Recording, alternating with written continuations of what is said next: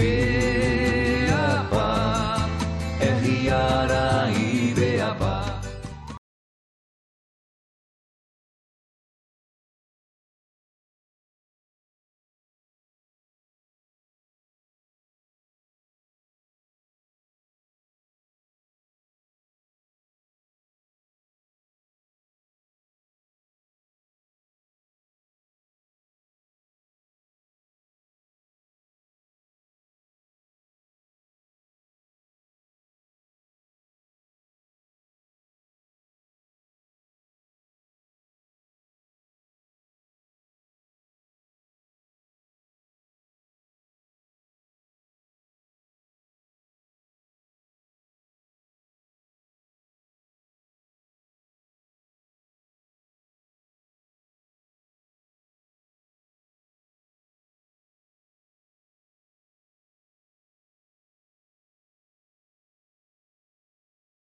Ela teve febre tifo, que naquele tempo mais de metade dos casos eram fatais.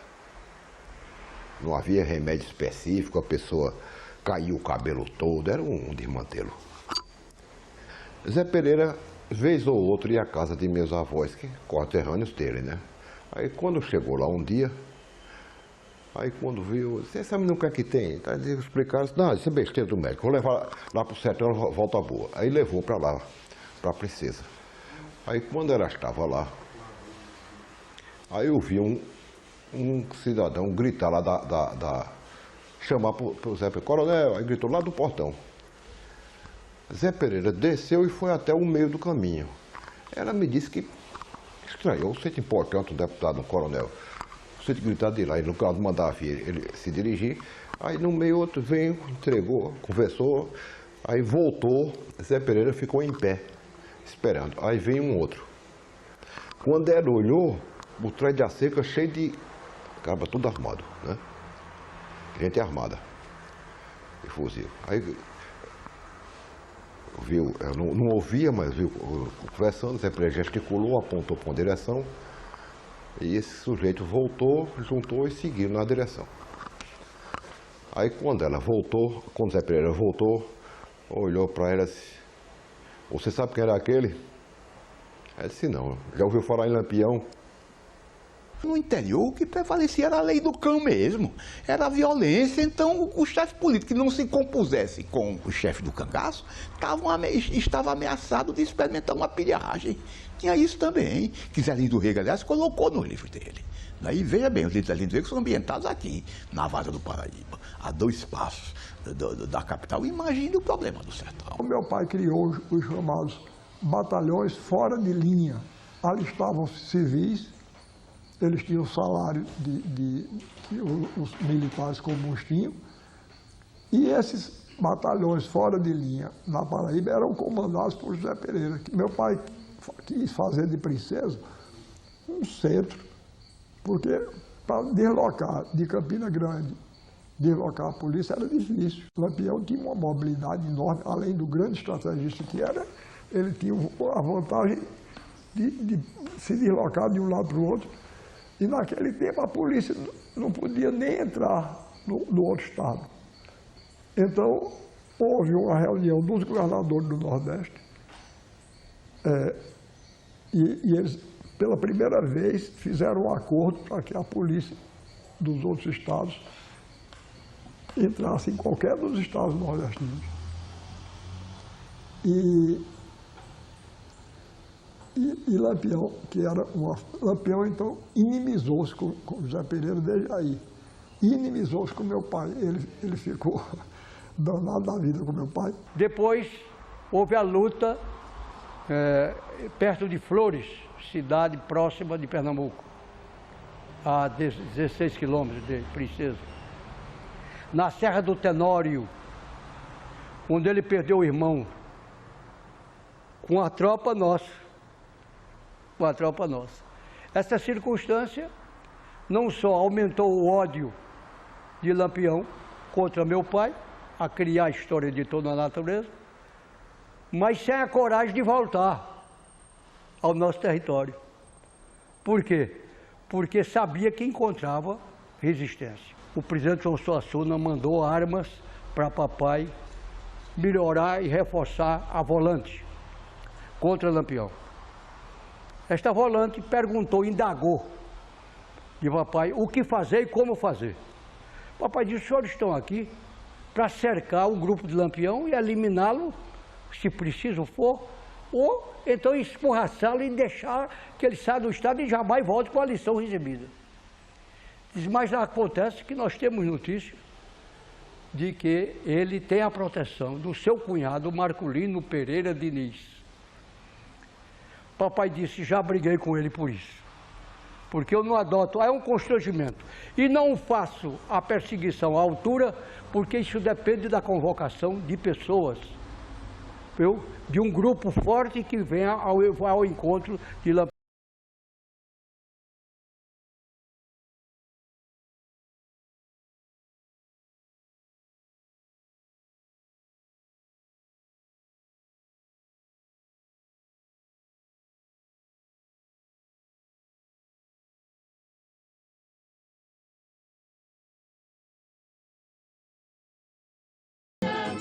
Estamos em Patos de Irerê, apresentando a casa do Caboclo Marculino e de Xanduzinha.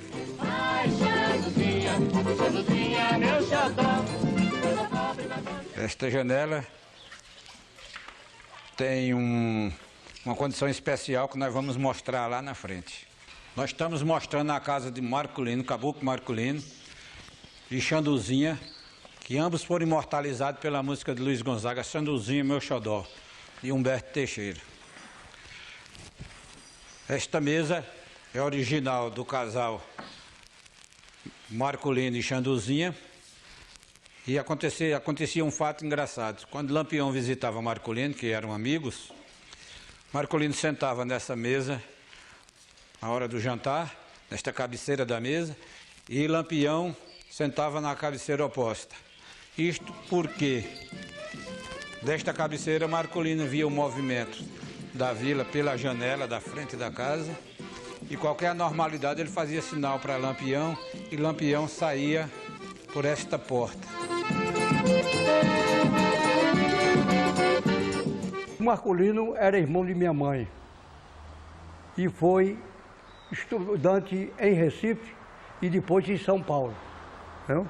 Mas não chegou a se formar em odontologia.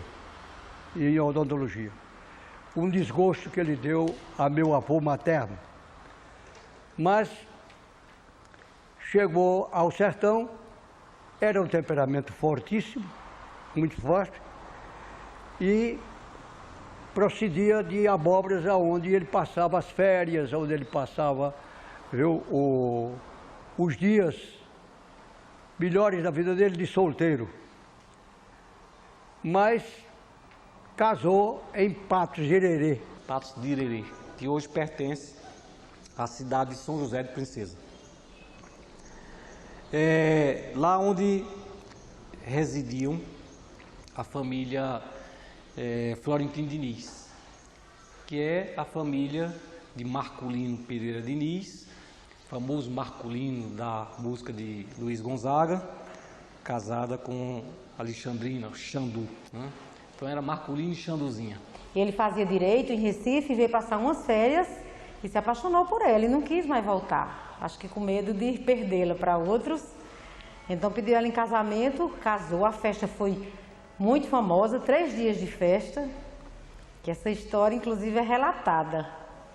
Dizem os comentários que até Lampião foi para a festa, né? Deve ter ido escondido, né?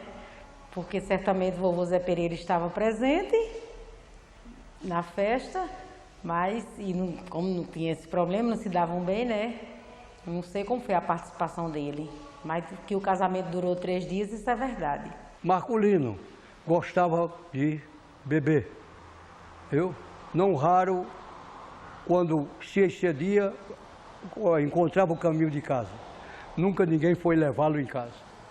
Mas um homem destemido, que se intrigou 3 vezes com meu pai por causa de Lampião. Por causa de Lampião. Papai jamais gostou de armas Papai jamais gostou de cangaço. Não admitia o cangaço. Dizia que ele transigia em saber que Lampião estava no município, lá em Irerê.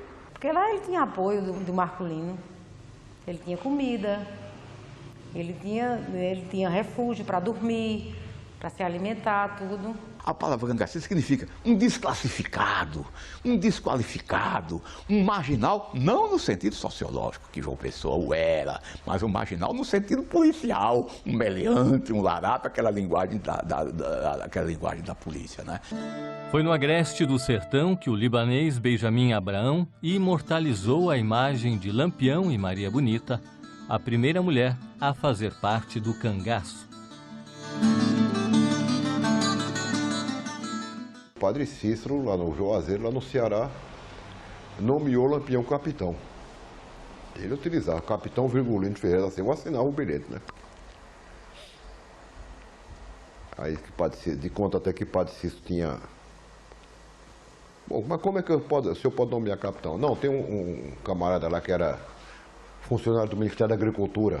Ponto, era funcionário federal, pode assinar. Ele assinou a patente de capitão do Lampião. Mas Lampião recebeu as armas, a munição e não foi enfrentar a coluna Prestes, não. O governo chegou a comissionar Lampião para enfrentar a coluna, deu a patente de capitão a Lampião, mas Lampião, muito sabido, percebeu que não era para enfrentar a coluna, que a coluna não era, que ele não tinha condições de enfrentar a coluna, e a coluna também percebeu, foi aqui no Ceará, esse episódio, a coluna percebeu que Lampião não era adversário dela. Então, os dois se respeitaram. Lampião era muito engraçado. Nessa época, o governador de Alagoas era um jornalista chamado Costa Rego. Depois ele trabalhou muito tempo no Correio da Manhã. Aí um dia, Lampião mandou um bilhete para ele dizendo: eu estou acostumado a atravessar rio, quanto mais um rego da tua marca. Ele era brincalhão. E para meu pai ele mandou muito bilhete também, assim, desaforado. Quando ele estava sem arma e sem... Ele dizia: eu estou só surdo, eu quero deixar isso, não sei o que coisa. Mas aí quando ele recebia a arma dos coiteiros, munição, ele dizia: pode mandar a sua polícia aqui atrás de mim que não vai conseguir me pegar, não.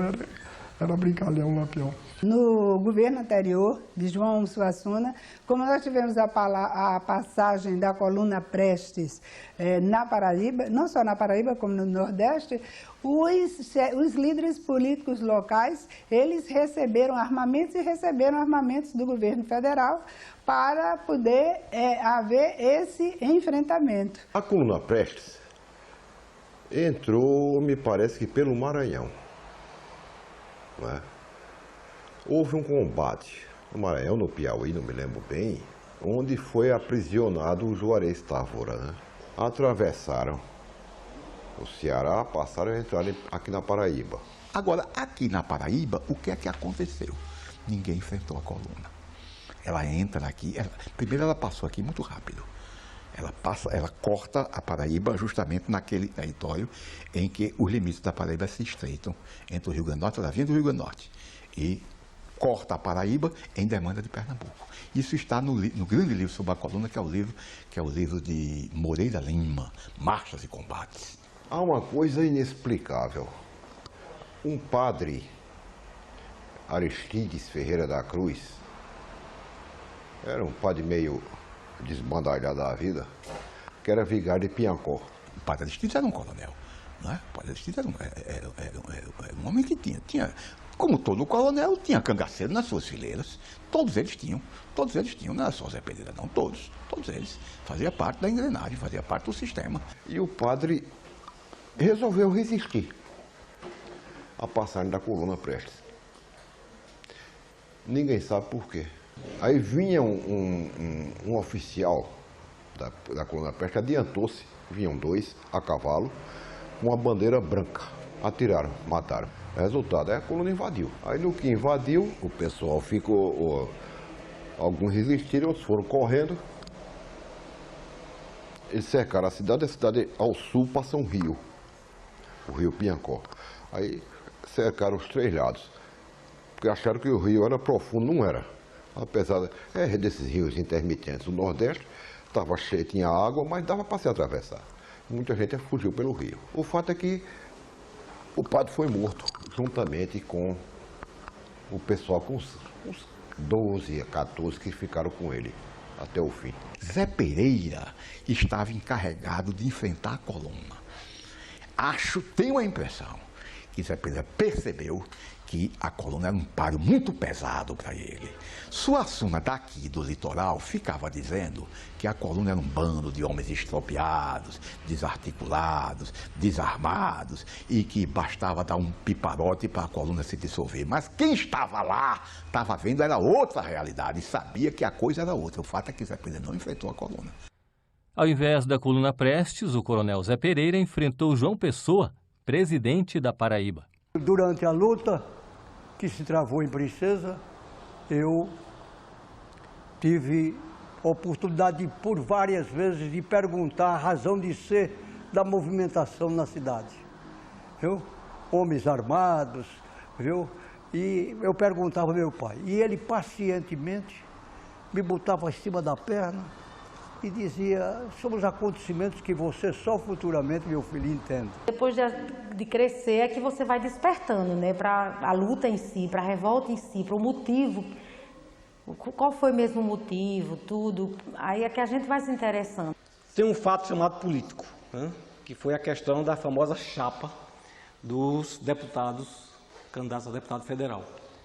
Quando o presidente João Pessoa esteve em Princesa, ele participou da festa aqui toda e na saída deixou uma lista dos candidatos que seriam os indicados para concorrer às eleições federais.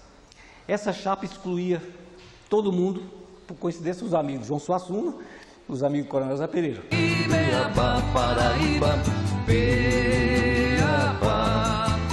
Riara.